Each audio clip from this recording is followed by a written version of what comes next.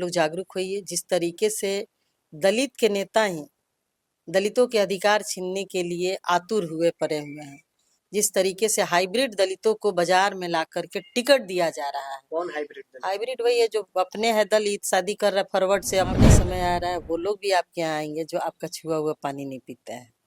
वो लोग भी आएंगे जो आपको मंदिर में नहीं जाने देते हैं।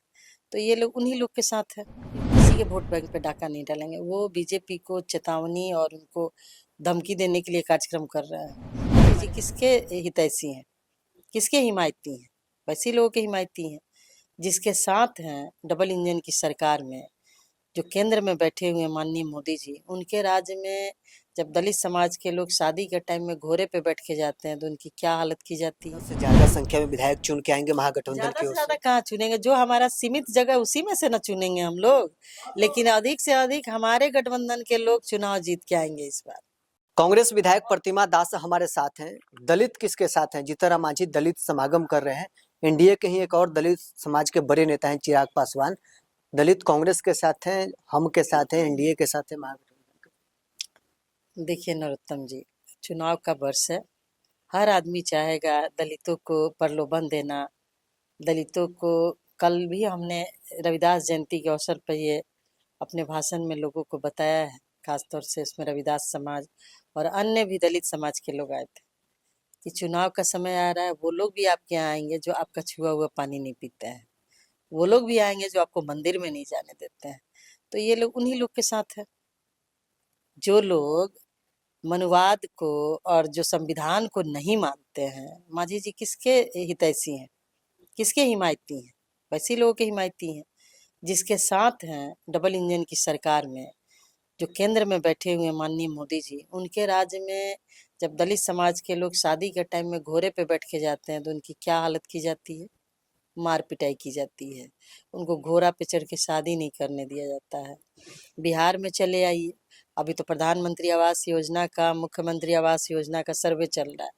कितने प्रतिशत दलित हैं जिनके पास अपना जमीन है?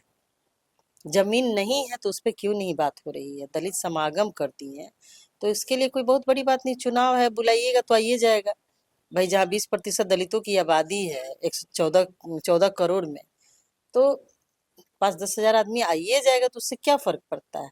लेकिन दलित अब जागरूक हो चुके हैं। उनको पता है कि जिस तरीके से प्राइवेटाइजेशन हो रहा है, नौकरियों में आरक्षण को खत्म किया जा रहा है, संविधान को बदलने की जो कवायद चल रही है, संविधान को मानने वाले लोगों के साथ जो भेदभाव हो रहा है और कौन हमारी रक्षा करने वाला है, उसके साथ हमको खड़ा रहना है। ये 2020 के चुनाव से ही दलित समझ गए थे। आप कह रहे हैं दलितों के यहाँ लोग जाकर पानी नहीं पीते हैं। आजादी के पूर्व में तो ये कहा जाता था कि ऐसा होता है। आज आप लोगों के बीच में जाते हैं, दलित समाज के बीच में रहते हैं, आज भी ऐसा है क्या? आज भी है, गांव में जाके देखिए, गांव में अभी भी ये सब है। और नहीं विश्वास है तो मेरे साथ चलिए, हम आपको दिखाते हैं। क्योंकि जो भी कुछ चीजें हैं जो दिखाने के लिए होता है ना, दिखाने के लिए कुछ और होता है और सच्चाई कुछ और है। लेकिन मोदी जी तो हर मंच से कहते हैं कि हमने अति पिछड़ा और दलितों को सम्मान दिया। आज प्रधानमंत्री भी एक अति पिछड़ा समाज वो उन्होंने नहीं सम्मान दिया। संविधान में ये अधिकार मिला है जिसके बदौलत आज वो भी प्रधानमंत्री, आज हम भी यहाँ बैठे हुए हैं। आज देश में जो लोग भी अमन और चैन के साथ जी रहे हैं, ये सिर्फ और सिर्फ संविधान का देन है। उनका मोदी जी का दिया हुआ कुछ भी नहीं है, संविधान में है, उसका सबको पालन करना है।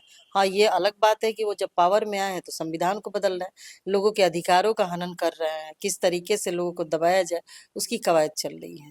मांझी जी दलित समागम करेंगे, बड़े संख्या में दलित समाज के लोग उनके साथ जाएंगे।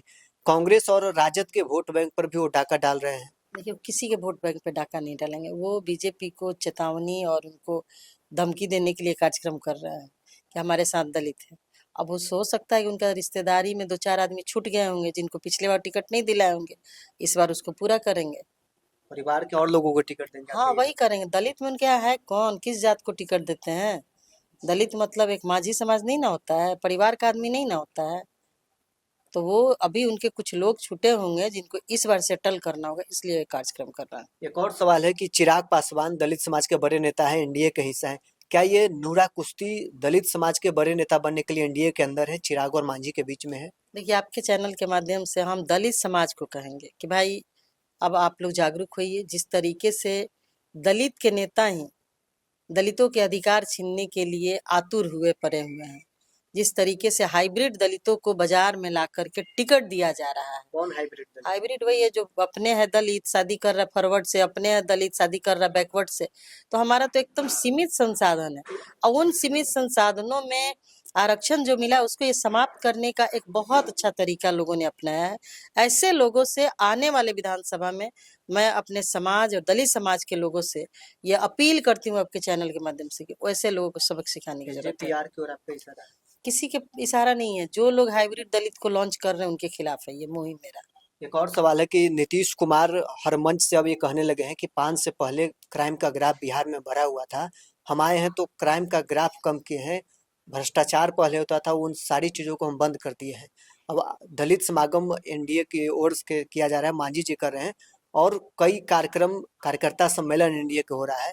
राजद और कांग्रेस को इन सब चीज़ों से कितना नुकसान होगा? चुनाव भी कोई नुकसान नहीं होने वाला है। देखिए जिस तरीके से राहुल जी 18 तारीख को 15-20 दिनों के बीच अंदर अंतराल में 2 बार आए और वैसे लोगों से जो समाज में अपने आप को उपेक्षित महसूस कर रहे हैं उनके साथ उन्होंने संवाद कार्यक्रम किया। उसके बाद से एनडीए की नींद उड़ गई है कि भाई आखिर ये लोग कौन लोग हैं जो कांग्रेस के साथ जुड़ना चाहते हैं, कांग्रेस के साथ खड़े हो रहे हैं। तो कहीं ना कहीं बेचैनी तो है और बेचैनी से कुछ होने वाला है।